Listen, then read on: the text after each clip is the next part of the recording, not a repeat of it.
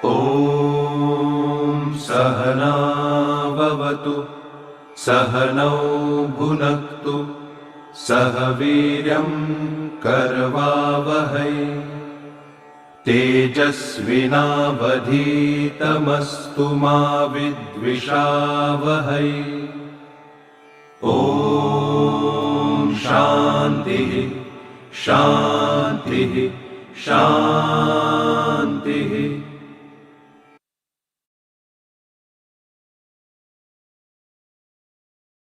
नमस्ते। United consciousness, project self, Indore management association और तपन Chaure foundation की तरफ से आप सभी का हार्दिक स्वागत है। दोस्तों, हम लोग उपनिषद सीरीज का अध्ययन कर रहे हैं। आज 17वां सेशन है और आज हम तीसरा उपनिषद शुरू करने जा रहे हैं जिसका नाम कठोपनिषद है।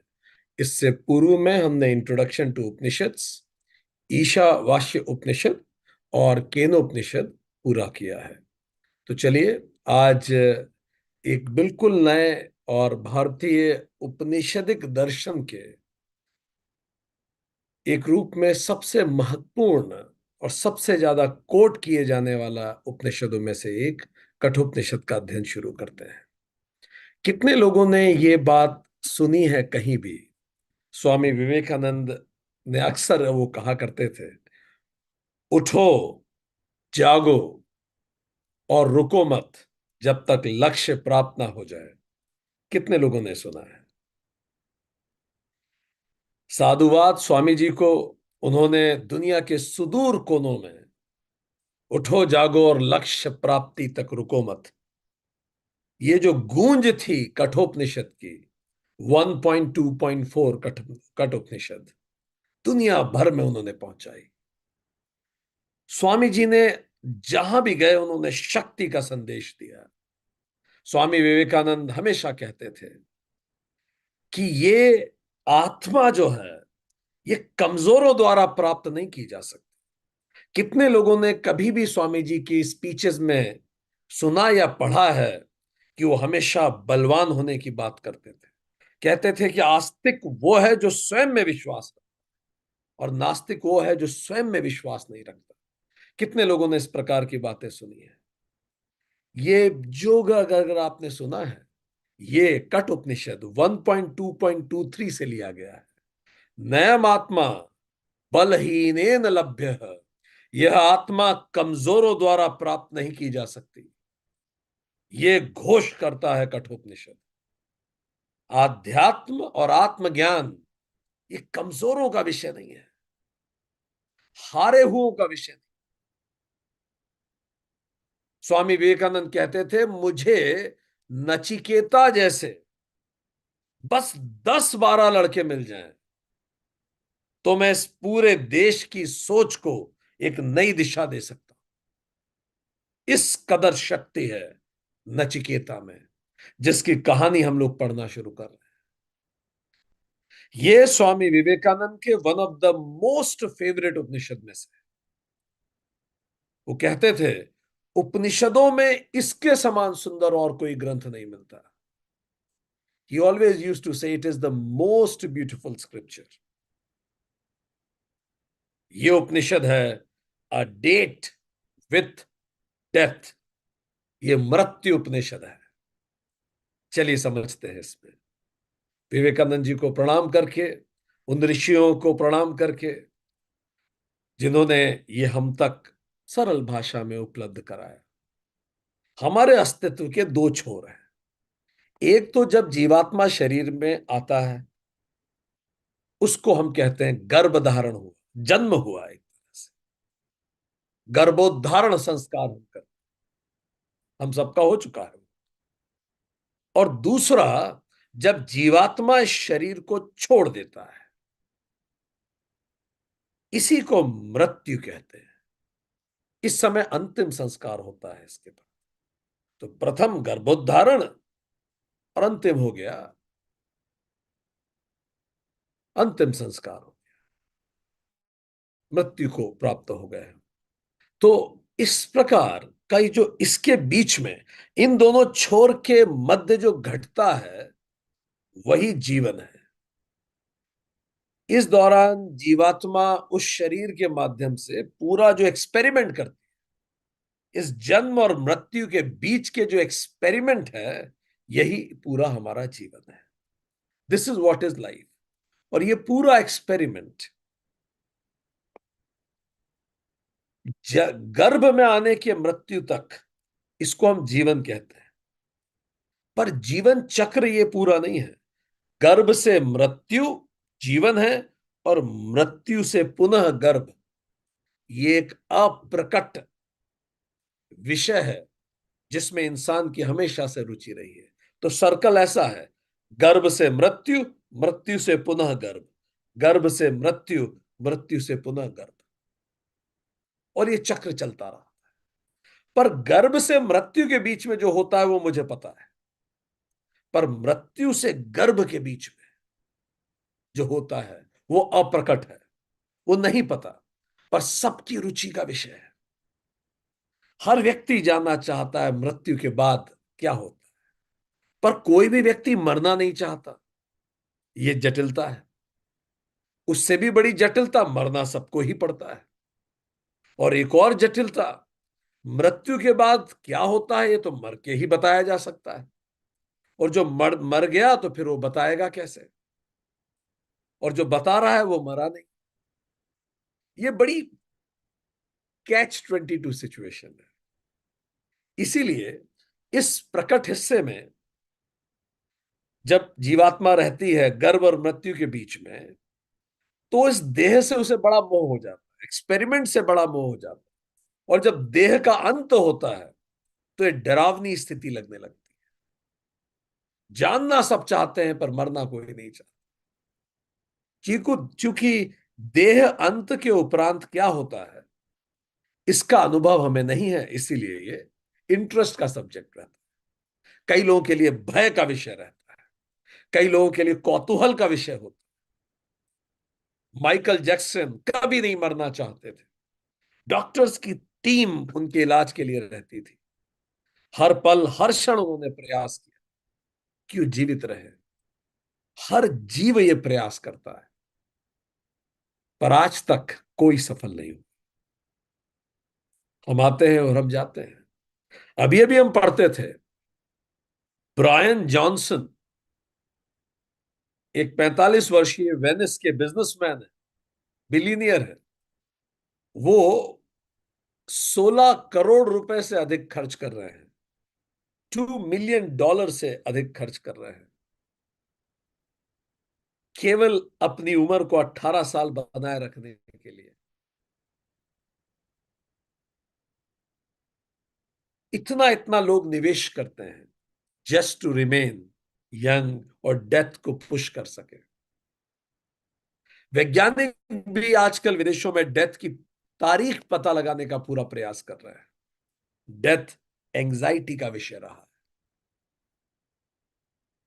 आप में से कितने लोगों को डेथ से संबंधित एंजाइटी रही है या होती है? दुनिया में 10% लोगों को डेथ एंजाइटी होती है और 3% को इंटेंस होती है, मृत्यु का भय। कोविड के दौरान यह और बढ़ा है।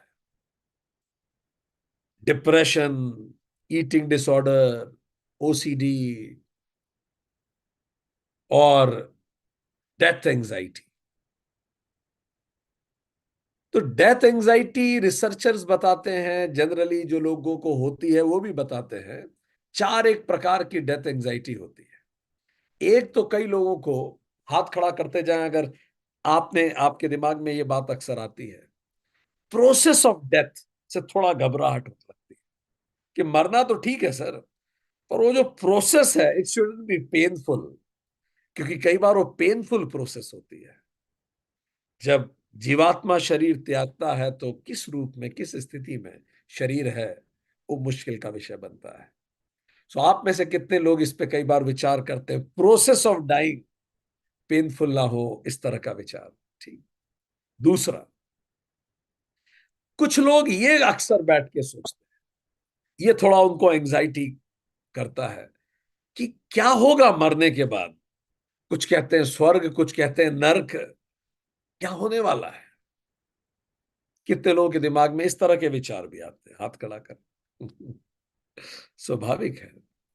कुछ लोगों के मन में तीसरा प्रकार का विचार आता है, कॉन्सिक्वेंस ऑफ डेथ क्या होगा, मतलब मेरी मृत्यु के बाद मेरे बच्चों का क्या होगा, परिवार का क्या होगा, डिपेंडेंट्स का क्या होगा, जो मुझ पर निर्भर करते हैं उन सब का क्या होगा, मेरे माता पिता का क्या होगा।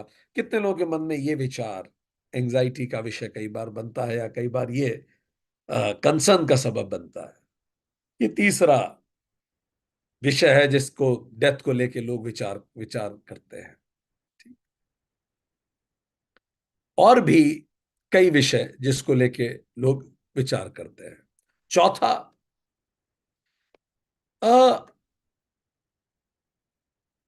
ये भी कई बार लोगों को परेशान करता है कि ये जो if other person is dying, कोई दूसरा व्यक्ति एक्सपायर ना हो जाए, कोई मेरा अभिन्न व्यक्ति एक्सपायर हो गया तो मैं कैसे कोप अप करूं, जिसको मैं सबसे ज्यादा प्यार करता हूं, अगर इन्हें कुछ हो गया तो मैं कैसे जीऊंगा, जीऊंगी। कितनी बार ये बात भी मन में आती है, घबराहट होती है सोच के।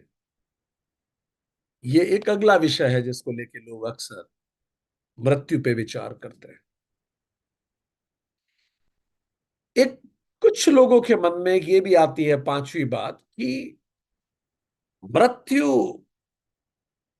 ओवरऑल मृत्यु पूरा एक कंसेप्ट, ये बड़ा क्रूअल और अनफेयर कंसेप्ट है। एकदम से हम चले जाएंगे खट से।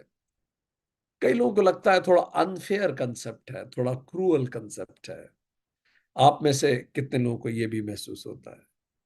It's not it's not done. एकदम से चले जाए, चलो भाई टेक ऑफ। कई कोई लोग हमें कह रहे थे कि अमेरिका और कई वेस्टर्न कंट्रीज में एक कॉरपोरेट में ये परंपरा है कि आपको नोटिस नहीं दिया जाता ज्यादा नौकरी से हटाने का।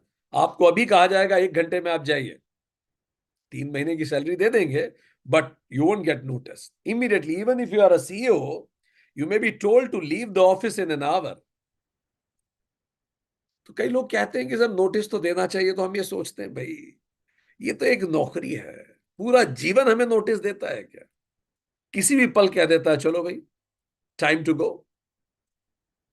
इतना जुड़ाव हो चुका होता है हमारा इस एक्सपेरिमेंट से, इस देह से। इतना लगाव हो चुका होता है इस देह के सारे सगे संबंधियों से, जो इस देह से निकला, जिससे ये देह निकली, इन सबसे जिनके साथ ये देह रही, इन सबसे इतना लगाव हो चुका होता है, और अचानक बिना नोटिस चलिए पैकअप। इस कारण ये विषय लोगों के इंटरेस्ट और एंजाइटी और भय सबका विषय बना रहता है। चलिए हम आपसे 10 क्वेश्चन पूछते हैं, उसके बाद हम समझने का प्रयास करेंगे कि क्या हम में डेथ एंजाइटी है। ठीक। हर प्रश्न का उत्तर आपको 10 में से देना है। जितना अफर्मेटिव है उतना देते जाना। अगर आप वैसा करते हैं तो 10 में से 10, ऐसा बिल्कुल नहीं है तो 0, थोड़ा ऐसा थोड़ा वैसा 5। ठीक। शुरू करते हैं। पहला प्रश्न, पेन कागज उठा लीजिए। हम क्या पढ़ रहे हैं? क्या हम में डेथ एंजाइटी है? कितने लोगों के साथ ये हुआ before I ask the question? आप फ्लाइट में थे और एकदम से फ्लाइट बहुत तेजी से वॉवल करने लगी, क्लाउड डिफिकल्ट बिहेव कर रहे थे, कुछ समझ में नहीं आ रहा, और प्लेन ने 2-3 बार ऊपर नीचे वेव किया, एंड सडनली सब लोग मंत्र वंत्र पढ़ने लगे, और एकदम से घबराहट हुई, और सारा परिदृश्य घूम गया, घर की पे पीछे कौन है, क्या होने वाला है। Did it anybody go through went through it? Yes yes yes. चलिए, now be ready with the questions. हाँ, ये डिफिकल्ट होता है। चलिए, फर्स्ट क्वेश्चन, क्या आप डरते हैं कि मरने के बाद क्या होगा? जितना अफर्मेटिव है, मैं डरता हूं कि मरने के बाद क्या होगा, ये अगर आपके लिए सही है, जितना ज्यादा सही हो उतना अंक दीजिए, जितना कम सही हो उतना कम। ठीक। मैं डरता हूं कि मरने के बाद क्या होगा। दूसरा प्रश्न, मैं सोचता हूं कई बार कि जिनको मैं प्रेम करता हूं उनकी मृत्यु के बाद मेरा क्या होगा। ऐसा ना हो जाए कहीं कि मेरे रहते हुए जिन्हें मैं प्रेम करता हूं उनकी मृत्यु हो जाए। अंक दीजिए खुद। ऐसा ना हो कहीं कि मेरे रहते जिनको मैं प्रेम करता हूं उनकी मृत्यु हो जाए। तीसरा, मैं डरता हूं यह सोच के कि मैं किस प्रकार मरूंगा। what will be the cause of my death, how will I die। ये सोच के थोड़ा सा डर लगता है। अंक दीजिए जितना डर लगता है उस दूसरा। चौथा, इंट्यूटिवली पहला विचार सही है तो है। ठीक, अगला,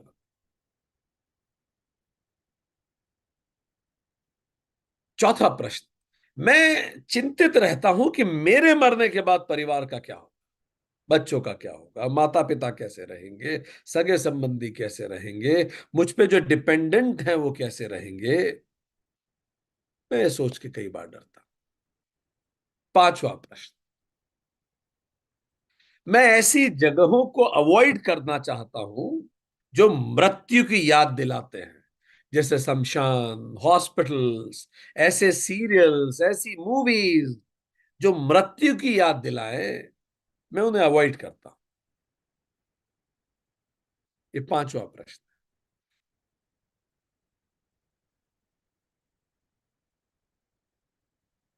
छठा प्रश्न, मैं ऐसी चीजों का कॉन्शियस प्रयास करता हूं जो मृत्यु के रिस्क को कम कर दे। जैसे रेगुलर अपनी हेल्थ ये सोच के ही चेक करवाता हूं कि भाई जितने समय जी सकें अच्छा है, स्वस्थ रहें। ठीक, हर वो चीज जो हार्ट चेकअप, हर वो चीज मैं रेगुलर कराता हूं जो मृत्यु के रिस्क को कम कर दे। सातवां,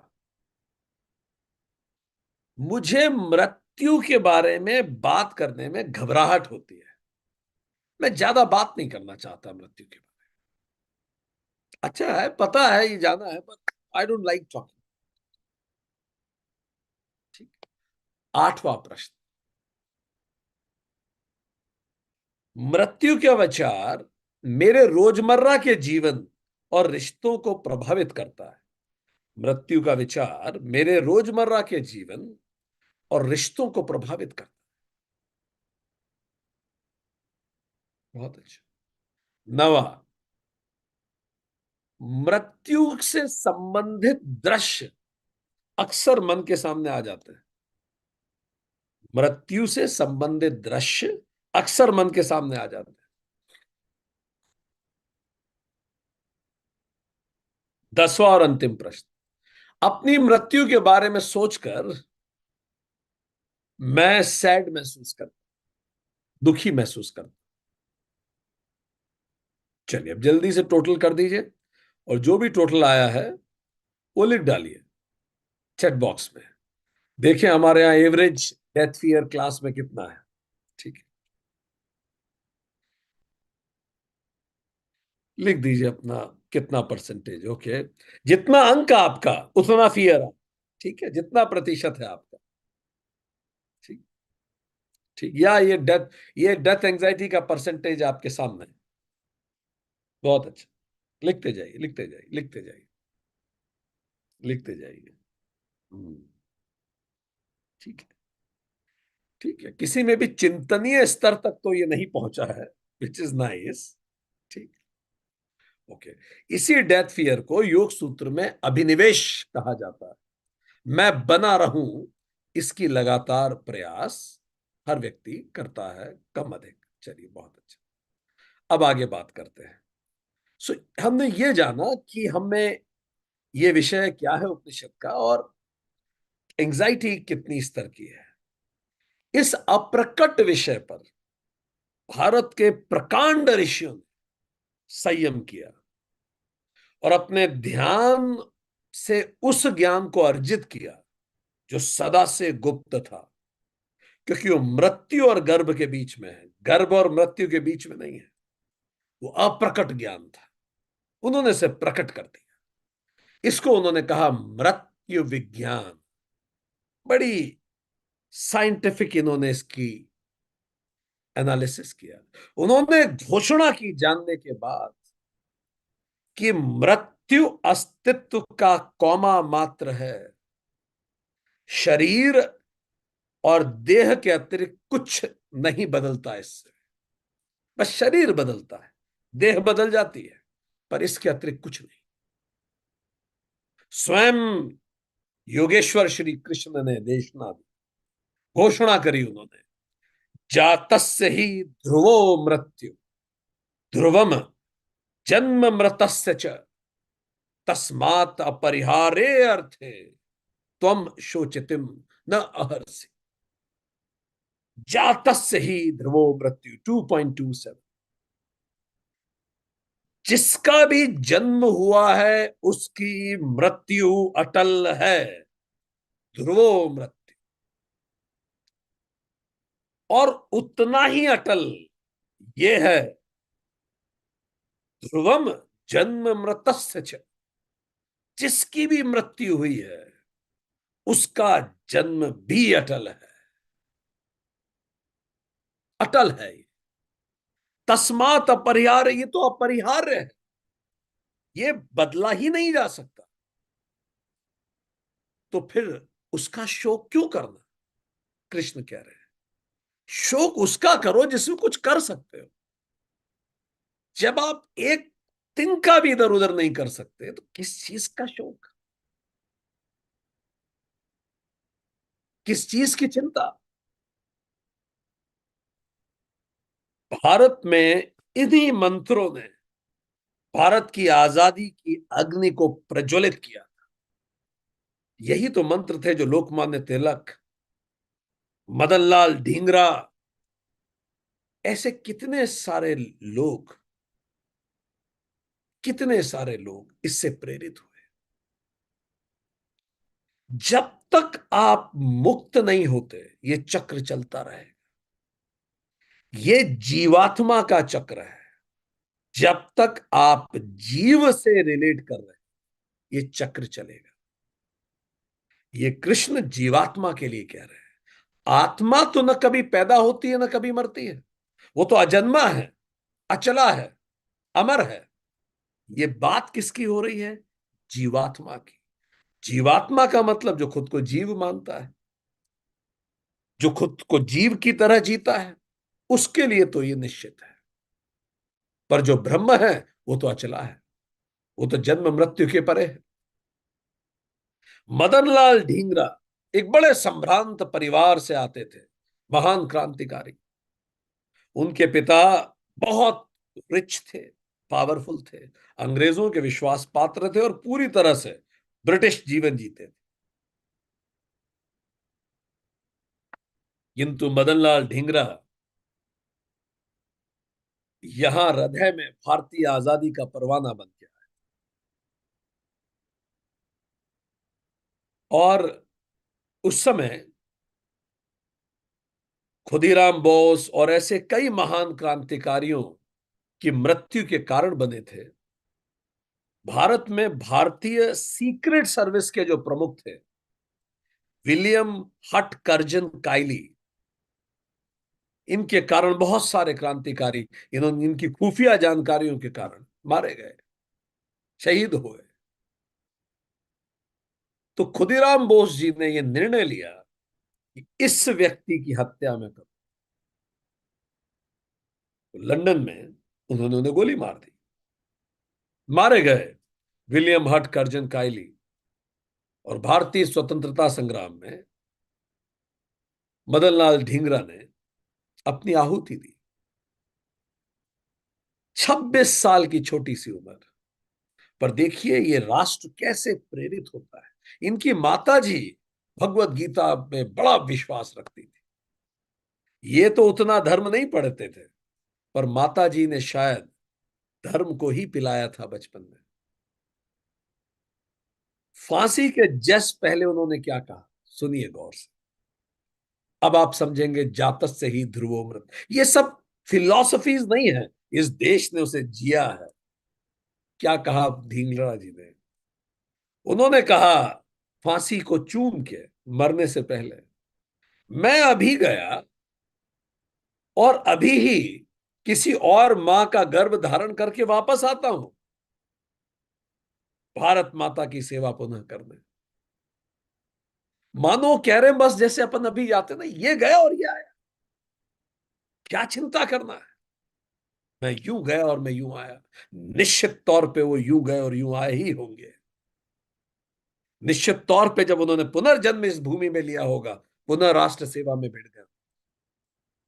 ये आपको इस देश में जो इतने बड़े बड़े महान राजनीतिक व्यक्ति दिखते हैं, समाज के क्षेत्र में इतने महान लोग कार्यरत हैं, जिन्होंने पूरा जीवन समाज सेवा में बिता बिता दिया, क्या लगता है आपको ये यूं ही हो गया?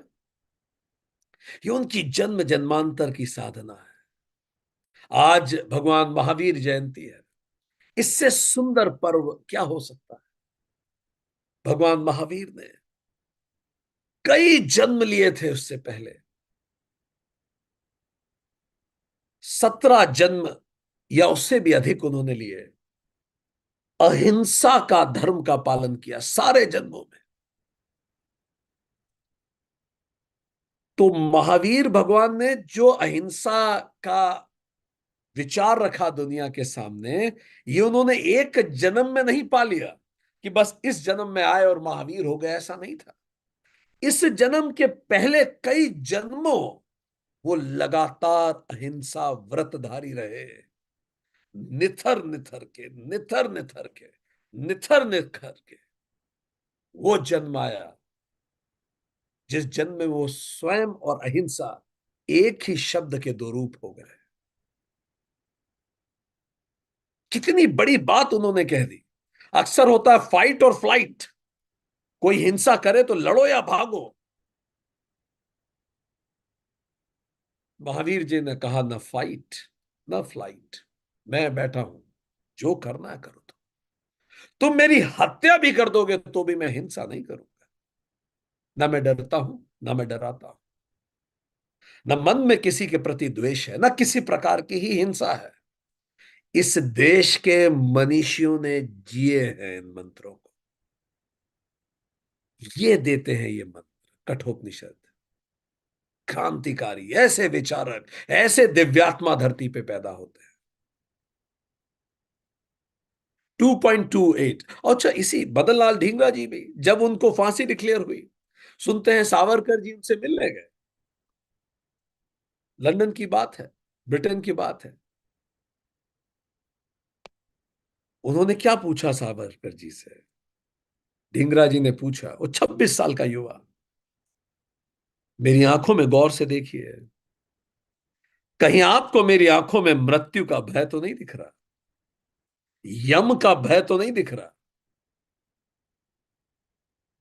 सावरकर जी ने आंखों में झांक के देखा ढींगरा के और कहा, मुझे तुम्हारी आंखों में भगवत गीता की स्थित प्रज्ञता दिखाई दे रही है। मृत्यु समक्ष है पर मन शांत है। ये वही कर सकता है जिन्होंने इस उपनिषदों को जिया हो। फिर भले वो पढ़े हो ना पढ़े हो, कोई फर्क नहीं पड़ता, वो जीते हैं। कृष्ण कहते हैं 2.28, अव्यक्तादीनि भूतानि व्यक्त मध्याना मध्यानि भारत। शुरू में सब अव्यक्त है, सारे भूत अव्यक्त है, मध्य में फिर व्यक्त हो जाते हैं। अव्यक्त निधनानि एव, और फिर से अव्यक्त हो जाते, तत्र का परिदेवना। तो चिंता क्या करना, हम अव्यक्त थे, फिर व्यक्त आ गए हार्ड मास में, फिर अव्यक्त हो गए, फिर व्यक्त हो गए। ये बात जोर जोर से तेज तेज पूरे हिंदुस्तान ने दुनिया को सिखाई। और जिन ऋषियों ने इसको जाना, इस चक्र को देख लिया, उन्होंने मृत्यु को एक महान शिक्षक पाया। जिन्होंने देख लिया वो बदल गए हमेशा। बुद्ध ने अपने कई जन्म देखे, महावीर ने अपने कई जन्म देखे, आदि शंकर ने अपने कई जन्म देखे, स्वामी विवेकानंद ने अपने कई जन्म देखे, रामकृष्ण परमहंस ने अपने कई जन्म देखे, नानक ने अपने कई जन्म देखे, और सबके बाद सारे ही निकला इसी जन्म में जो हम कर सकते हैं करें। ये तो लूप है, चलता रहेगा। मृत्यु शिक्षक बन गई, अनमोल सबक दे गई। एक व्यक्ति संत एकनाथ जी के पास गया, उनका रेगुलर डिसाइपल था। बहुत दिनों तक सोचता रहा, फिर चला ही गया। उसने बोला, प्रभु एक बात मन में आती है, आपका जीवन बाहर से तो बड़ा पवित्र प्रतीत होता है, बहुत अच्छा लगता, किंतु क्षमा करें, अलग से जाके पूछा, अलग से कमरे में गया पूछ, गुरु का निरादर ना हो जाए ये सोच के। बोला, आपका जीवन बाहर से तो बड़ा पवित्र प्रतीत होता है, पर मैं जानना चाहता हूं कि आपके अंदर पाप उठता है कि नहीं। अंदर आपके पाप बिल्कुल ही नहीं उठता। एकनाथ जी मुस्कुराए, बोला, अच्छा हुआ तू आ गया, मैं तुझे वैसे भी बुलाने वाला था, वो तो रेगुलर डिसाइपल था। तो उन्होंने बोला, अच्छा। तो एकनाथ जी ने बोला, हाँ मैं तुझे बुलाने ही वाला था, मुझे ये बताना था कि 3-4 सेशन पहले जब तू मेरे पास बैठा था, तूने हाथ ऐसा किया था, तो मेरा नजर तेरी हाथ के निशान पे पड़ा था, उंगलियों पे, रेखाओं पे। मैं तभी सोच रहा था तुझे बताऊं, पर मेरे भी दिमाग से स्लिप हो गया, तो मैं तुझे पहले बता देता हूं, कहीं मैं फिर से ना भूल जाऊं, फिर तू तेरा प्रश्न पूछ लेना। उसने बोला, बताइए क्या बात। तो बोला, तेरी हाथ की रेखाओं को मैंने 3 सप्ताह पहले देखा था, और वो दिखा रही थी कि तेरे पास जीवन के लिए 4 सप्ताह ही थे उस दिन, उस समय, पर 3 सप्ताह तो मैं बताना ही भूल गया। तब मेरे आकलन से 7 दिन तेरे पास हैं इस जीवन में। तू मेरा प्रिय शिष्य है, इसीलिए, अन्यथा यम तो कोई नोटिस नहीं देता। मैं तुझे बता देता हूं, कम से कम तुझे पता रहे, 7 दिन तेरे पास हैं, जैसे चाहे जी ले। युवक स्थिर रह गया।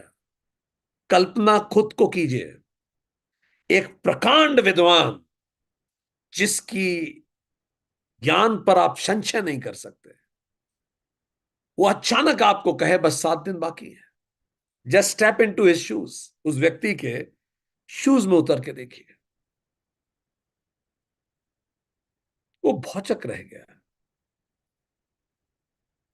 उसके हाथों में पसीने आ गए, सर से पसीना टपकने लगा, मौन रह गया। उसकी आंखें चौड़ी हो गई, पुतलियां बड़ी हो गई। पर एकनाथ जी तो बिल्कुल सामान्य थे। उन्होंने पूछा, अब बता, अब क्या बात थी, तू कुछ पूछने भी आया था। उसका गला सूखने लगा। उसने बोला, गुरुजी मैं बाद में आऊंगा, अभी मैं कुछ बात नहीं करना चाहता, और उठ के भागा, दौड़ के घर पे गया, सबको बताया ये स्थिति हो गई। जिसको, उस पुरानी जमाने की बात थी, जिनको पत्र लिखने लिख दो, नहीं तो देख ही नहीं पाऊंगा किसी को।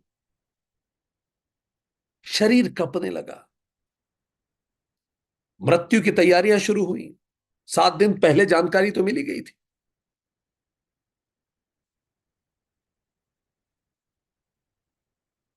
सारे रिश्तेदार इकट्ठे हो गए, थर थर कांपने लगा, बीमार, बुखार चढ़ गया शरीर पे। 7वां दिन आ गया, 7वें दिन की शाम, वो पल जब बताया था, बिस्तर पे था, सब लोग वही इंतजार पे थे, शरीर तप रहा था। इतने में एकनाथ जी भी आ गए। एकनाथ जी उसके पास आके बैठे, और एकनाथ जी ने बोला,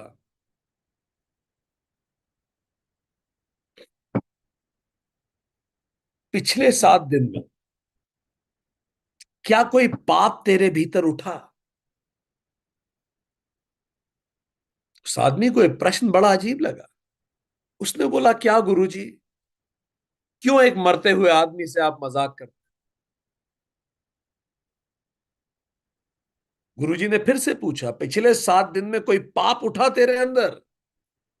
किसी से घृणा, किसी से नफरत, किसी का कुछ ले लूं, किसी को माफ ना करूं, किसी के प्रति अहंकार, ऐसा हुआ कुछ? उसने फिर बोला, प्लीज गुरुजी, ये मजाक का समय नहीं है। एकनाथ जी ने मुस्कुरा के बोला, तो ये मजाक शुरू किसने किया था? तुमने भी तो एक मरते हुए व्यक्ति से पूछा था कि क्या तुम्हारे भीतर पाप उठता है? एकनाथ जी ने बोला, वो 7 दिन की बात झूठी है। मैं तो तेरे केवल प्रश्न का उत्तर दे रहा था जब तूने मुझसे पूछा कि क्या मेरे भीतर पाप उठता है। अरे जिसको मर जाना है कल, उसके भीतर काहे का पाप? पाप बस उसी के भीतर उठ सकता है जो इंटेलेक्चुअली तो ये जानता है कि एक दिन मरना है, पर फील लेवल पे, इमोशनल लेवल पे उससे पीट करके बैठता है। वो उसको यथार्थ नहीं मानता, इसलिए मृत्यु उसकी शिक्षक नहीं बन पाती, इसलिए मृत्यु उसकी संश्लेषण नहीं कर पाती, सिंथेसिस नहीं कर पाती। अन्यथा यदि मृत्यु को हम फोकस करें तो जीवन तत्काल बदलने को तैयार है। यही दो छोर है जो जीवन को बदलते हैं। साउथ कोरिया में एक बड़ा एक्सपेरिमेंट चल रहा है पिछले 10 साल से। साउथ कोरिया में दुनिया में हाईएस्ट सुसाइड रेट, दुनिया में प्रति लाख 10.5 लोग आत्महत्या कर लेते हैं। साउथ कोरिया 20.2 प्रति लाख, दुगना वर्ल्ड एवरेज से सुसाइड। तो साउथ कोरियन लोगों को यह समझ में आया, भाई जीवन तो सिखा ना पाया, स्कूल भेज दिया, कॉलेज भेज दिया, बच्चों को माता पिता ने संस्कार दे दिए, और कहो क्या रहा है? Highest suicide rate. तो जीवन रूपी शिक्षक तो कुछ सिखा ना पाया। अब ग्रैंड मास्टर की तरफ चलते हैं। चलिए शायद मृत्यु सिखा दे, क्योंकि जिनको जीवन नहीं सिखा पाता, एक संभावना बनी रहती है कि शायद मृत्यु सिखा दे। और जिसको मृत्यु भी नहीं सिखा पाएगी, उसका तो चक्र चलता ही रहेगा। मृत्यु एक संभावना है, शायद अंतिम पल कुछ कुछ बदल जाए, कुछ ऐसा हो जाए जो हमेशा के लिए, पर ऐसा होता बहुत कम है। तो उनका एक प्रोजेक्ट है, उसको कहते हैं लिविंग फ्यूनरल, जीवित मृत्यु जोड़ दिया इन्होंने। क्या करते हैं? फेक फ्यूनरल्स कर रहे हैं। ठीक है, व्यक्ति को अपनी विल लिखनी होगी, व्यक्ति जाके कॉफिन में लेट जाएगा, पूरा रिचुअल होगा, प्रॉपर फोटो खींचेंगे, उसका कॉफिन उठा के ले जाया जाएगा, सब कुछ एज इट इज। पूरा कॉफिन बंद कर दिया, जब सांस लेने की गुंजाइश रखेंगे, और उसको बिल्कुल वैसे तैयार करके सब कुछ एज इट इज होगा। जनरली व्यक्ति 10-15 मिनट, जितने भी मिनट कॉफिन में वहां रहता है, अंदर हाथ ऐसे करके 15 मिनट कॉफिन। जो लोग निकलते हैं बाहर, उनमें से कई लोग कहते हैं, बदल दिया इस अनुभव ने हमें। जब मृत्यु आके खड़ी हुई तो जीवन पूरा बदल गया, सब कुछ साफ साफ दिखने लगा जो धुंधला था। हम पढ़ते थे न्यूज़पेपर में, बीएसएफ के एक अधिकारी थे, बॉम्ब डिफ्यूजल स्क्वाड में गलती से उनके हाथ से 2 तार जुड़ गए जो नहीं जुड़ने चाहिए थे। बॉम्ब फट गया, पेट फट गया, शरीर 2 टुकड़ों में बढ़ गया। अंतिम पल उनका, मृत्यु साक्षात थी, कुछ ही सांस बाकी। सांस खींच के चिल्ला के बोले, मुझे बचा लो, बच्चे अभी छोटे हैं। जिसमें भी अनुराग है, जिसमें भी प्रेम है, वही समक्ष आ गया। जब हम पेपर में पढ़ रहे थे, हमें लगा, देखिए उन्होंने ये नहीं कहा मुझे बचा लो, अभी एक प्रमोशन बाकी है, मुझे बचा लो, अभी एक इंक्रीमेंट बाकी है, मुझे बचा लो, अभी राष्ट्रपति का पद लेना बाकी है, राष्ट्रपति से मेडल लेना बाकी है, मुझे बचा लो, अभी पसंद की पोस्टिंग बाकी है। अंतिम पल में किसी को याद नहीं आता वो कहाँ नौकरी कर रहे हैं, क्या कर रहे हैं, अंतिम पल में जीवन की सबसे महत्वपूर्ण चीज स्वतः आपके सामने प्रकट हो जाती है। मृत्यु शिक्षक है। तो चलिए कागज पेन उठाइए। एक छोटा सा एक्सपेरिमेंट कर रहे हैं, ये मेडिटेशन नहीं है, ये एक सिंसियर एक्सपेरिमेंट है। इस एक्सपेरिमेंट के लिए हम आपको एग्जैक्टली 4 मिनट का समय देंगे। ठीक, इसको सुन लीजिए, इसको बहुत ध्यान से करना है। ठीक, जिनके पास कागज पेन नहीं है वो मोबाइल में लिखें, पर लिखें। करना यह है, अपने आप को उस मनोदशा में लेके जाना है। ठीक, कि आपकी मृत्यु हो चुकी है। ठीक है, बिल्कुल उस मनोदशा में लेके जाना है कि आपकी मृत्यु हो चुकी है। अब आपकी मृत्यु के बाद ये आपका शव पड़ा हुआ है उस शमशान पे, बस अब आपके शव को जलाया ही जाना है। देहांत हो रहा है, देहांत हो चुका है, बस देह को अग्नि देनी है। उस मनोदशा में लाइए, आपका शव शमशान में रखा है, शव के पास बहुत सारे लोग खड़े हैं और सब आपके बारे में कुछ बोल रहे हैं। एक कागज पढ़ा जा रहा है। कौन थे आप, क्या किया आपने, आप क्यों हुए, आप न होते तो क्या ना होता, क्या योगदान था, आपके होने से क्या हो गया, क्या पर्पस था आपके होने का, क्यों हुए, कौन थे आप, क्या किया आप, वो पढ़ा जा रहा है। आपको एग्जैक्ट 4 मिनट का हम समय देंगे। आपको लिखना है उस कागज में क्या पढ़ा जा रहा है। ठीक, इसको बड़ी गंभीरता से कीजिए। हम आपको बताएंगे जब आपका टाइम पूरा हो जाएगा। हम स्टॉप क्लॉक लगा रहे हैं, आपके पास 4 मिनट है।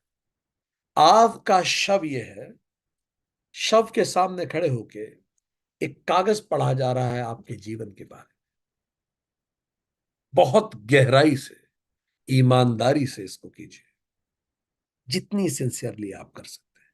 क्या लिखा है उस कागज में आपके बारे में, क्या पढ़ा जा रहा है। आपका समय शुरू होता है। आप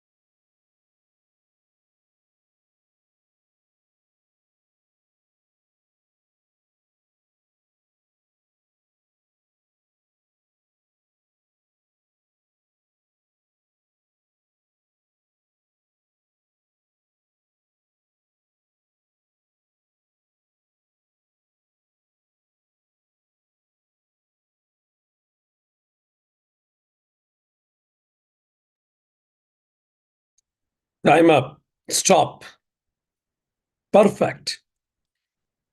कितनी लाइंस लिखी हैं आप? लिखिए चैट बॉक्स में, कितनी लाइंस लिखी हैं आप? क्विक, कितनी लाइंस लिखी हैं? क्विक, लिखिए संख्या। हम्म। जितनी लिखी है उतनी संख्या लिख दीजिए बस। अगर आपका A4 साइज का पेपर है तो, छोटी डायरी की बात नहीं, अगर A4 साइज का पेपर है तो कितनी लाइनें लिखी है? हम्म। हम्म, ठीक है। कितने लोगों के लिए ये लिखना कठिन था? हाथ खड़ा करें।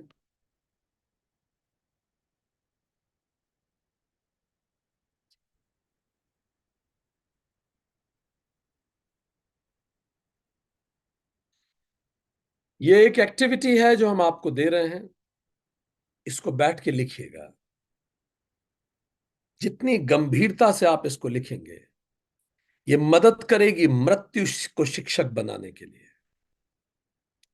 और रोज एक बार उसको पढ़िएगा, अच्छे से लिखिए और उसको रोज पढ़िए और ऐसा जीवन जिए कि वो जो लिखा गया है व्यक्ति वैसा बोले आपके बारे में। अब जरा सोचिए, 4 मिनट हमने आपको दिए और आप 4 लाइन लिख पाए। ये तो आप खुद लिखने बैठे हैं तो 4 लाइन लिख पाए, दूसरा तो शायद 2 लाइन भी ना बोल पाए, लिख पाए। जब आप खुद लिखने बैठे तो 4 लाइन नहीं लिख पाए ढंग से। विचार कीजिए, और इसी के लिए ये उपनिषद है, ताकि हम विचार करें और सीखें मृत्यु से। यहां शिक्षक यम है, मृत्यु, और शिष्य नचिकेता है। हम सब नचिकेता बने चलिए। मृत्यु शिक्षक है और जीवन शिष्य है। ज्ञानी शिक्षक है और जिज्ञासा शिष्य है। इसीलिए भारत में मृत्यु कभी टैबू नहीं बना। महाकाल की हम पूजा करते हैं, शिव तांडव के देवता हैं जो प्रलय लाते हैं, पर शिव प्रेम के देवता हैं जो लास्य करते हैं। यमदेव भी शिव जी को ही रिपोर्ट करते हैं, कामदेव भी शिव को ही रिपोर्ट करते हैं। वो नृत्य करते हैं, प्रेम करते हैं, और मृत्यु के भी देवता है। तो जीवन नृत्य बन जाता है, प्रेम बन जाता है, जब मृत्यु शिक्षक बनती है। यहां शिक्षक है यम। यम को धर्मराज भी कहते हैं, काल भी कहते हैं। इनका परिवार, इनके पिताजी स्वयं सूर्य देव है, माता जी बादलों की देवी संजना है, जहां से सूर्य देव निकलते हैं। ऋग्वेद कहता है 10.10, इनकी बहन यमी है, जिसको यमुना भी कहते हैं। इनका धाम यमलोक है, नरक है, जहां ये रहते हैं। यम शब्द जो यहां शिक्षक है, यम मृत्यु, इसके शाब्दिक अर्थ कई हैं। यम का अर्थ जुड़वा भी होता है, यम का अर्थ संयम भी होता है, यम का अर्थ बांधने वाला भी होता है, यम का अर्थ नैतिक नियम भी होता है, कर्तव्य भी होता है, यम का अर्थ आत्म नियंत्रण भी होता है, यम का अर्थ निषेध भी होता है। इसलिए यमराज के भी कई नाम हैं। कहीं इसको मृत्यु के नाम से बुलाया जाएगा, कहीं यम कहेंगे, कहीं धर्मराज कहेंगे, कहीं व्रकोदर कहते हैं, कभी सर्वभूत शय, सर्वभूत शय के नाम से पुकारा जाता है। इनके जो बहमपुरा परिवार, इनका आपको बता रहे हैं, फिर हम चलेंगे आगे। तो जो यमराज हैं, जो यहां शिक्षक हैं, इनके बेस्ट फ्रेंड का नाम है अग्नि। यही ले जाता है नाम है इनके पास। तो इनके बेस्ट फ्रेंड का नाम है अग्नि, पिताजी हैं सूर्य, बादल इनकी माता जी हैं, और ये दक्षिण दिशा के दिक्पाल हैं। He is the owner of the दक्षिण दिशा। और ये जो यम है, ये वो प्रथम व्यक्ति थे जिनकी मृत्यु हुई। वो भी मॉर्टल थे हमारे जैसे। He died.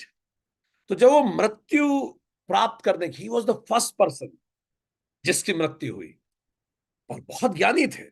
जब इनकी मृत्यु हुई तो उन्होंने अन्य लोकों और धरती का रास्ता खोज लिया।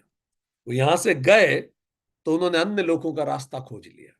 जैसे कोलंबस ने रास्ता खोज लिया, वास्को डिगामा ने रास्ता खोज लिया। ऐसे ही इन्होंने रास्ता खोज लिया पितृलोकों का, और जो जितने लोग हैं इन्होंने रास्ता खोज लिया। तो भगवान ऐसा कहानी है कि इन्हीं को अपॉइंट कर दिया गया। स्टोरी यह है कि he became the in-charge of Yamlok. ठीक, अथर्ववेद कहता है यम अजेय है, आप टाल नहीं सकते। वे मृतकों के मुखिया बन गए, ही बिकेम अधिपति। जितने भी लोग मरते हैं वही उनके भगवान है, वही वो करते हैं, न्याय करते हैं उनका। ये नर्क के अधिपति है। He is the justice of the death. जब तक हम जीते रहते हैं न्यायपालिका है, सुप्रीम कोर्ट है। मृत्यु के बाद सुप्रीम कोर्ट बदल जाती है। मृत्यु के बाद यमदेव सुप्रीम कोर्ट है। यही पितृलोक में कौन जाएगा, नर्क में कौन जाएगा, उसका अलॉटमेंट भी यही करते हैं। तो ये अलॉटमेंट करने वाले भी हैं, ये जज भी हैं, यही बताते हैं पृथ्वी पे कब किसका पुनर्जन्म कब होने वाला। सारी अकाउंटिंग है इनके। कॉम्प्ट्रोलर एंड ऑडिटर जनरल है इस हिसाब, हिसाब किताब पूरा रखते हैं लाइफ और डेथ का। मृत्यु के बाद और जन्म के पहले यही जीवात्मा के न्यायाधीश है। ऋग्वेद कहता है मृतकों का राजा यम, और बिल्कुल बारीकी से न्याय करता है। इसलिए इनका हथियार डंडा है। दंड मतलब न्याय का प्रतीक, न्याय दंड है। हमारे यहाँ की लोकसभा में संसद में भी लगाया गया ना दंड, राजदंड है वो। तो दंड न्याय का प्रतीक। दूसरे हाथ में हंटर रखते। क्या करते हो उस हंटर से? जीवात्माओं को पकड़ते हैं। मरना नहीं चाहता ना कोई। जीवात्माएं जैसे ही देह त्यागती है जाना नहीं चाहती। इतना मोह स्वाभाविक रूप से हो जाता है देह से, खींचना पड़ता है पाश से पकड़ के। दूसरे हाथ में पाश है, एक हाथ में न्याय, एक हाथ में जकड़न है। भैंसे पे बैठ के आते हैं, ऐसा इनका प्रतीक है। भैंसा तम का प्रतीक है, अज्ञान का प्रतीक। भैंसा कचरे में लोट लगाता रहता, आप देखो कीचड़ में घुस जाता है, वहीं बैठा रहता, उसको वही बड़ा अच्छा लगता है। ऐसे ही जीवात्माएं इस जगत रूपी कीचड़ में बड़ी प्रसन्न रहती। तो भैंसा तम का प्रतीक है, और स्थूल का भी प्रतीक है, ग्रॉस। वो क्या लेके जाते हैं? ग्रॉस बॉडी को जलाते हैं और जीवात्मा लेके चले जाते हैं। ग्रॉस के खत्म होने का भी प्रतीक है, तम का प्रतीक है। धीरे धीरे चलता रहता है भैंसा। ऐसे हम धीरे धीरे मृत्यु की ओर चल रहे हैं। उज्जैन में हमने बताया था पहले, एक बड़ी अजीब सी कार है, उसके पीछे लिखा रहता है, मारुति वैन है शायद, उज्जैन भारत में एक शहर। उस पे लिखा है पीछे कार पे, धीरे धीरे चला जा रहा हूं जैसे जल्दी हो आगे निकल जाए। तो पढ़ के सब लोगों को बड़ा अजीब लगता, कौन आगे जाएगा? जब लोग ओवरटेक करने जाते तो नीचे लिखा हुआ है मरघट की ओर। धीरे धीरे चला जा रहा हूं जैसे जल्दी हो आगे निकल जाए, मरघट की ओर। तो कोई उसको ओवरटेक नहीं करता। तो हम सब धीरे धीरे उसी भैंसे की तरह जा रहे हैं, अज्ञान में, तम में लिपटे हुए, सांसारिक कीचड़ से चिपके हुए। फिर पाश से खींचेगा। बड़ी सुंदर, ये बड़ी क्रिएटिव एनालॉजी है। फिर इनके पास काले कुत्ते हैं, ये इनके गुप्तचर हैं। ये पता लगाते हैं कौन कौन मरने वाला है, क्योंकि फिर डिप्लॉयमेंट करना होगा ना यमदूतों का। इसलिए कई बार कुत्तों का रोना अच्छा नहीं माना जाता। वो यहीं से निकली है कहानी। तो कुत्ते इनके ऑर्डरलीज हैं, वो पता लगाते हैं कौन कौन मरने वाला है। ऋग्वेद कहते हैं ये यम के राज्य की रक्षा करते हैं कुत्ते। काला कुत्ता, ब्लैक, तम का प्रतीक है ब्लैक। कुत्ते रोने लगते हैं।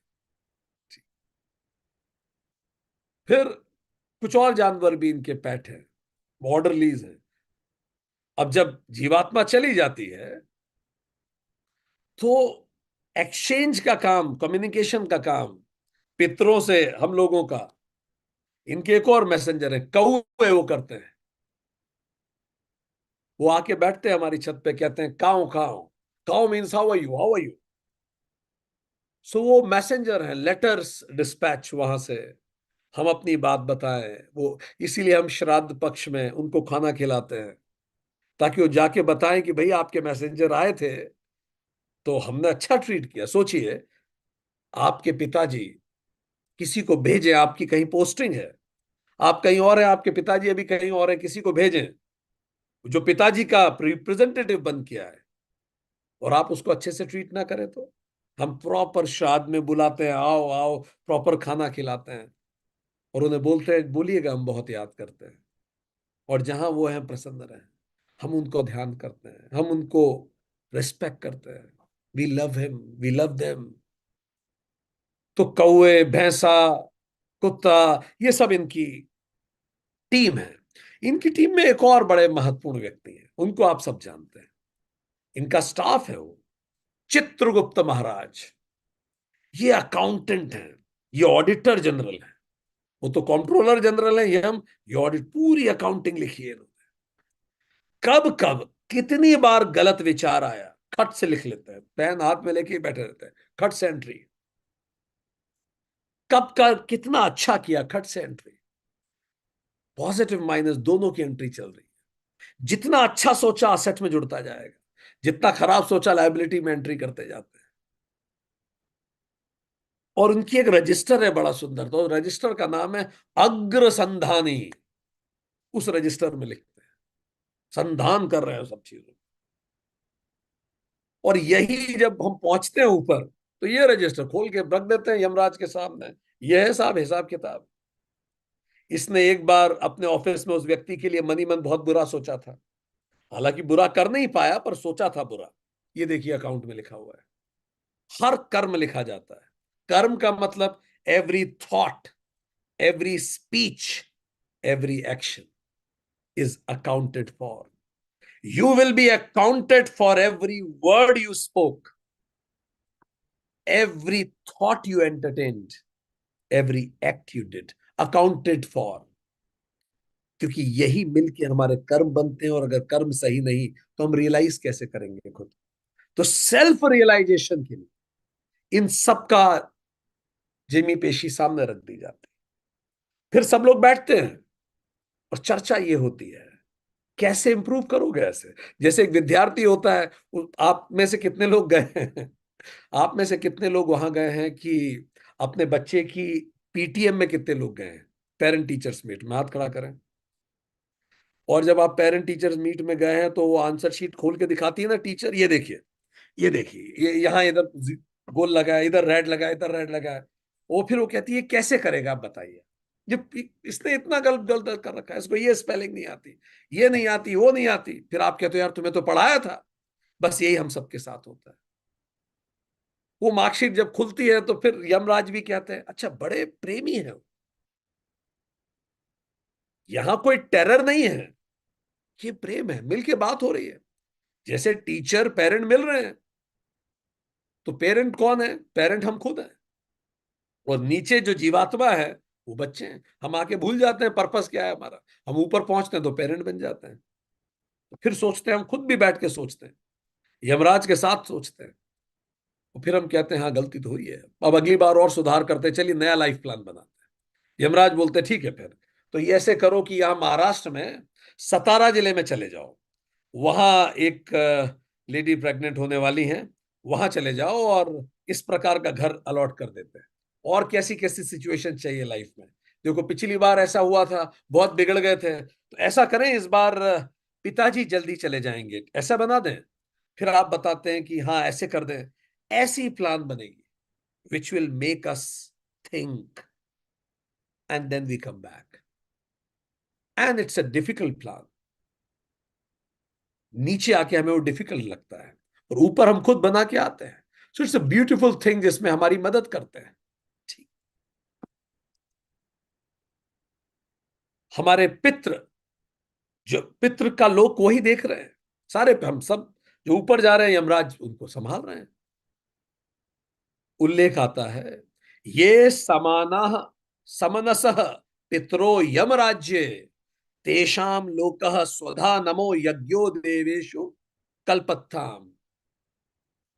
इसका मतलब यजुर्वेद 19.45 में इसका उल्लेख होता है, जो पिता यम के राज्य में निवास करते हैं वे मान के योग्य होते हैं, परम आदरणीय सत्कारणीय होते हैं, देवों के समान होते हैं। तो जो हम जाते हैं हमारे पितृ, वो ऐसे, पिता शब्द प धातु से बना है संस्कृत की, जिसमें रक्षणे का संस्कार होता है। तो पिता का शाब्दिक अर्थ होता है परिवार, समाज, राष्ट्र का रक्षक, राष्ट्रपिता, कुल का पिता होता है। जो क्षति, हानि, मृत्यु, अधर्म, दुख से बचाए वो पिता है। और शास्त्र 5 प्रकार के पिता बताते हैं, माता, पिता, गुरु, नेता, उपदेष्टा जो उपदेश दे रहा है वो सब पिता है। और यम सभी पिताओं का पिता है। पहला पितृ कौन है? यम ही तो है। तो यम धर्मराज है, इसीलिए यम जो है वो केंद्र है। नियम पढ़ा है ना हमने योग सूत्र में। नियम का मतलब वो कि आप यम के कहे अनुसार जिए। याद कीजिए, यम सूत्र, योग सूत्र में 5 नियम है, यम ही तो है वो, धर्म है वो। और फिर योग सूत्र में याद कीजिए संयम, वहां भी यम है, 3 संयम और 5 नियम। तो जो इन यम नियमों का पालन करता है, नियम और यम, 5 यम है 5 नियम है, दोनों में यम आ रहा है, यम, नियम, संयम। तो 5 5 और 13,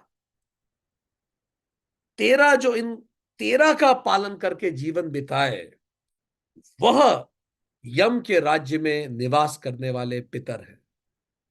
हम लोग 13वां भी करते हैं। जो इन यम नियम और संयम अनुरूप जीवन बिताए, मतलब उन्होंने यम अनुरूप जीवन बिताया है, यमराज धर्मराज के अनुरूप जीवन बिताया है, तो अपने जीवन को हमें यम नियम और संयम से बिताना चाहिए। और तीनों में यम है, हमें गाइड करते हैं, वो कोई डरावनी चीज नहीं है। अथर्ववेद कहती है 8.2.23, मृत्युरीश्वे द्विपदाम, मृत्युरीश्वे चतुष्पदाम, तस्मात् त्वाम मृत्यो हो गोपते है, उत भरामी सह मां विभे। दो पायों व चौपायों पर मृत्यु का शासन है, यम का शासन है। किंतु, जो अभी किसी ने क्वेश्चन पूछा था, किंतु मैं मतलब ब्रह्म तुझे उस मृत्यु के शासन से उभारता हूं। यह ब्रह्म संदेश है। आप जन्म मृत्यु के शासन से उभर जाइए। न जन्म होगा न मृत्यु होगी।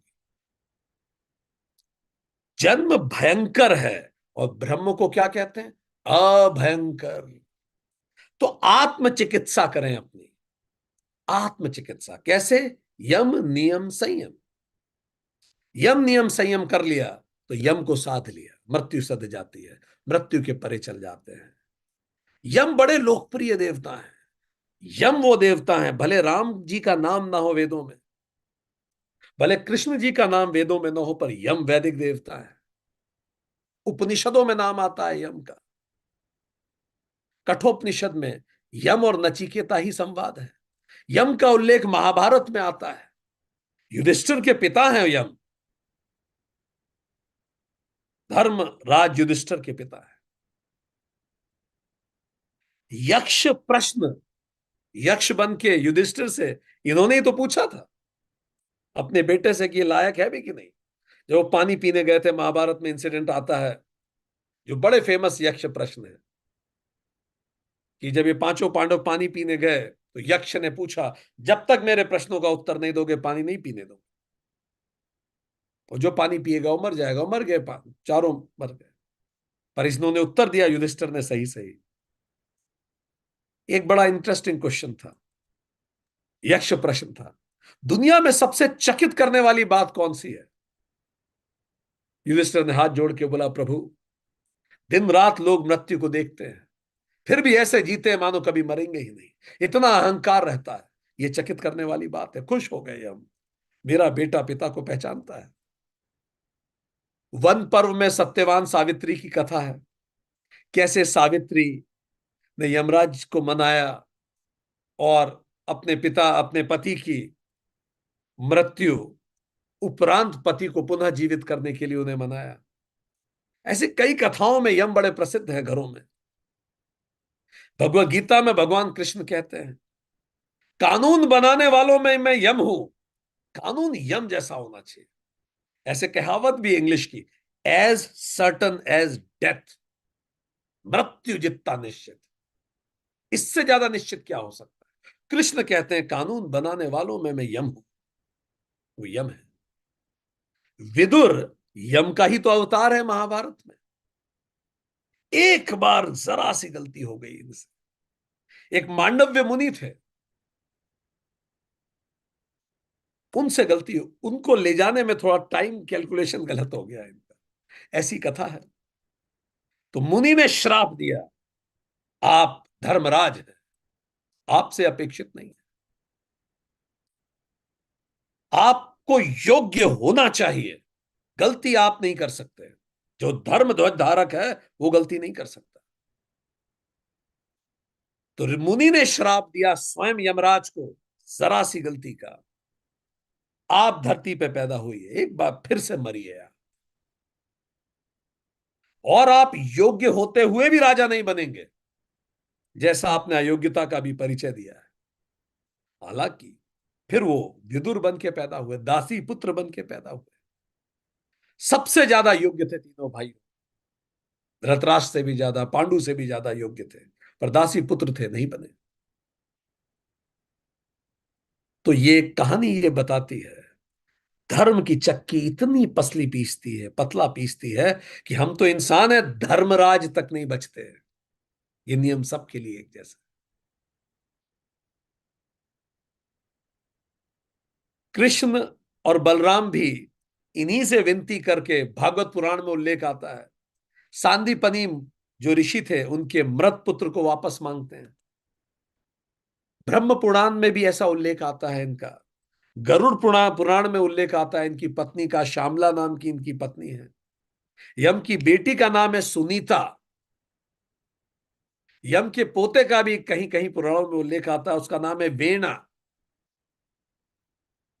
और अजीब बात है, इनका जो पोता था इसने धर्म से मुख मोड़ लिया था। कई बार होता है, कृष्ण का जो बेटे थे संब, वो अधार्मिक हो गए थे, यम के पोते अधार्मिक हो गए। तो ये यम हैं, हमारे टीचर हैं, जो अब हमें आने वाले दिनों में पढ़ाने वाले हैं। कठोपनिषद, अब हम जाने इसको कठोपनिषद क्यों कहते हैं। ये कठोपनिषद कृष्ण यजुर्वेद की कठ शाखा के अंतर्गत आता है। और कठोपनिषद, कठ मुनि वेद की कठ शाखा के प्रवर्तक थे, कठ मुनि उनके नाम से जुड़ा हुआ। तो कठ मुनि जो कठ शाखा के प्रवर्तक थे, जिसमें ये आता है, इसीलिए इसको कठोपनिषद कहते हैं। ये जो कठ मुनि थे, पतंजलि के महाभाष्य में इसका उल्लेख आता है कि ऋषि वैशंपायन के शिष्य, और इसका प्रारूप भी वही है, गुरु शिष्य संवाद। इसकी विषय वस्तु मृत्यु विज्ञान और आत्मज्ञान है। इसका जो शांति पाठ है वो वही है जो केनोपनिषद का भी है, ओम सहनानवतु, वो हमने पढ़ा है। तो इस प्रकार ये जो पूरा उपनिषद है, ये थोड़ा पिछले जो उपनिषद हमने पढ़े उससे बड़ा है। It is a bigger end of a different complete, एक अलग रूपरेखा का है ये। इसमें 2 चैप्टर्स, 119 इसमें मंत्र हैं, जैसा आप सामने देख सकते हैं आपकी स्क्रीन पे। इसमें 2 चैप्टर्स हैं, 119 मंत्र हैं। और प्रथम चैप्टर 3 वल्ली में डिवाइडेड है, आप कह सकते हैं यूनिट्स, स्मॉल यूनिट्स। और प्रथम चैप्टर में 71 मंत्र हैं और दूसरे चैप्टर में 48 मंत्र हैं। प्रथम चैप्टर में 3 वल्ली है, पहली वल्ली में 29 मंत्र, दूसरी में 25 और तीसरी में 17 मंत्र है। और दूसरी वल्ली में पहले सेक्शन में 15, दूसरे सेक्शन में 15 और तीसरे सेक्शन में 18 मंत्र है। ये इस प्रकार इसका पूरा उल्लेख आता है। ये बहुत महत्वपूर्ण है कि भारतीय शास्त्रों में मृत्यु को जीतने वाले कुछ लोगों का भी उल्लेख किया है कि किस प्रकार आप इनको प्रसन्न कर सकते हैं, किस प्रकार आप यमदेव को प्रसन्न कर सकते हैं, किस प्रकार आप भगवान शिव को प्रसन्न कर सकते हैं। और इसी को कहा जाता है, आप में से कितने लोगों ने महामृत्युंजय मंत्र का नाम सुना है? हाथ खड़ा करें। Excellent, excellent. I am sure आपने सुना। महामृत्युंजय मंत्र की कथा कुछ इस प्रकार थी कि एक ऋषि हुए। ये जो ऋषि थे इनका नाम था मरकुंड। जो मरकुंड ऋषि थे, मृकुंडु, मृकुंडु ऋषि, इन्होंने संतान प्राप्ति के लिए शिव जी से तपस्या की। संतान तो प्राप्त हो गई, पर बाद में कुछ ऋषियों ने यह जानकारी दी कि ये जो संतान है ये अल्पायु हो, ये ज्यादा जिएगी नहीं। इसको देख के, ये बात सुन के ऋषि बहुत दुखी हो गए। इतने मुश्किल से तो संतान हुई, जानकारी मिली है केवल 16 वर्ष जिएगी। तो ऋषि बड़े दुखी हुए। और ये संतान बड़ी मेधावी थी, शिव के आशीर्वाद से हुई थी, प्रचंड विद्वान थी, अखंड विद्वान। अब क्या करें समझ में नहीं आया, तो इन्होंने अपने विद्वान शिष्य, जिसका नाम था मार्कंडेय, इसको कहा कि बेटा हम तुम्हारे बिना प्राण त्याग दें, अगर तुम 16 साल में चले गए तो हम ना जी सकेंगे। तो हमारी विनती है, तुम शिव जी से अपने लिए आयु मांगो। मार्कंडेय ऋषि ने शिव जी को प्रसन्न करने के लिए अखंड जाप किया। जब तक शिव जी प्रसन्न ना हो, जाप खंड नहीं होगा। और उन्होंने एक महामंत्र की रचना की, जिसको आज महामृत्युंजय मंत्र कहा जाता है। इसका तात्पर्य, जब ये लगातार मंत्र इन्होंने चांट किया, तब इनको तपस्या में लीन देखकर, और इनकी 16 साल की उम्र भी आ गई इनकी, तो यमदूत इनको लेने आ गए। किंतु इनके मंत्र में इतनी शक्ति थी कि यमदूत अपना पाश तक इनके पास नहीं ला पा रहे थे। इन्होंने एक शिवलिंग बना रखा था और उस पर ध्यान कर रहे थे। अचानक स्वयं शिव प्रकट हुए और प्रसन्नता के साथ मार्कंडेय महर्षि को जन्म और मृत्यु के चक्र से मुक्त कर दिया। वो मृत्यु को प्राप्त नहीं होंगे, वो रहेंगे, चारों युग व्याप्त रहेंगे, और जब जाएंगे तो फिर कभी लौटेंगे नहीं। मार्कंडेय ऋषि ने जिस मंत्र को बनाया उसको कहते हैं महामृत्युंजय मंत्र। बहुत ही सुंदर मंत्र है, और यह मंत्र वास्तव में मृत्यु को जीत लेने वाला मंत्र है। इसीलिए हम इस मंत्र को पढ़ें और इस मंत्र को जानें, इस पे विचार करें। बहुत वेदांतिक मंत्र है। यह मंत्र क्या कहता है? यह मंत्र मार्कंडेय महर्षि ने स्थापित किया। यह मंत्र, चलिए एक साथ मिलकर इस मंत्र का हम ध्यान करते हैं।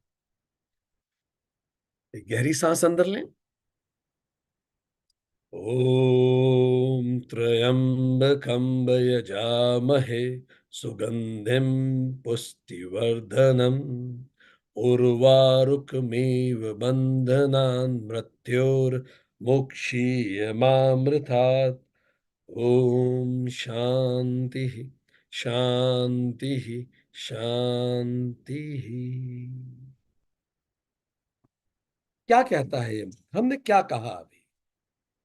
त्रयंबकम का अर्थ है तीन अंबक, तीन नेत्र वाले त्रिनेत्र भगवान शिव है, जो मृत्यु के महाकाल हैं, काल के परे हमें ले जाते हैं। यजामहे, यज्ञ करता हूं मैं, समर्पण करता हूं, पूरा उपासना करता हूं, आपके पास बैठता हूं।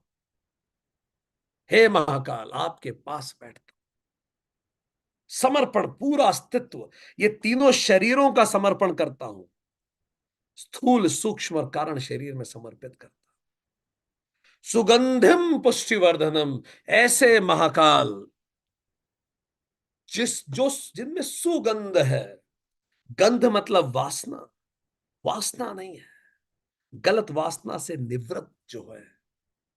पुष्टिवर्धनम, जो हर हाल में, हर स्थिति में हमें समृद्ध करते, हमें आध्यात्मिक पुष्टि देते हैं। ओम त्र्यंबकम यजामहे सुगंधिम पुष्टिवर्धनम, उर्वारुकमिव बंधना। उर, आ, रुख। उर मतलब बड़ा, आ मतलब पूर्ण, रुक मतलब अमृत। पूर्ण प्रकार से पका हुआ जैसा एक फल होता है, जैसे खरबूजा पूरा पका गया। कोई भी फल जो पूरा पक जाता है, जिसका रस अमृत के समान होता है, उर्वारुक उसको कहेंगे। पूरी तरह से उर्वरक हो चुका है, पक चुका है, बड़ा हो गया है, मैच्योर हो चुका है। जैसे पत्ता पीला पड़ जाता है, इव मतलब जैसे, बंधनान जैसे एक पत्ता ये पीला पड़ने के बाद तुरंत गिर जाता है। एक फल जो पक जाता है तो उस ताकत नहीं लगानी पड़ती खींचने, खट से गिर जाता है। इव बंधना, इन बंधनों से अपने आप मुक्त हो जाता है। पेड़ के बंधन से खट से अपने आप, ताकत लगाने की बात नहीं, स्वतः गिर पड़ता है पकते ही। पेड़ ही त्याग देता है, वो ही नहीं रुकता। मृत्यु मुक्षीय मामृता, मृत्यु से मुझे मुक्ति दे दे। मां मतलब हम वंचित ना हो, अमृतात अमृत से हम वंचित ना हो। कितना सुंदर है। हे त्रिनेत्र, हे भगवान महाकाल, हम पूर्ण समर्पण के साथ आपकी उपासना करते हैं। आप जो वासना से निवृत्त, पोषित करने वाले और वृद्धिकारक हैं। जिस प्रकार एक पका हुआ फल बिना किसी प्रयास के समस्त बंधनों से मुक्त हो जाता है, स्वतंत्र हो जाता है, उसी प्रकार हम भी अमरता से वंचित ना हो और मोक्ष प्राप्त। इसी ध्यान और आराधना के साथ हम कठोपनिषद में अगले सेशन से प्रवेश करेंगे। इसी महामृत्युंजय मंत्र के साथ आज का सेशन समाप्त करेंगे। ओम त्र्यंबकम यजामहे सुगंधिम पुष्टिवर्धनम, उर्वारुकमिव बंधनान् मृत्योर्मुक्षीयमामृतात्। ओम त्र्यंबकम यजामहे सुगंधिम पुष्टिवर्धनम, उर्वारुकमिव बंधनान् मृत्योर्मुक्षीयमामृतात्।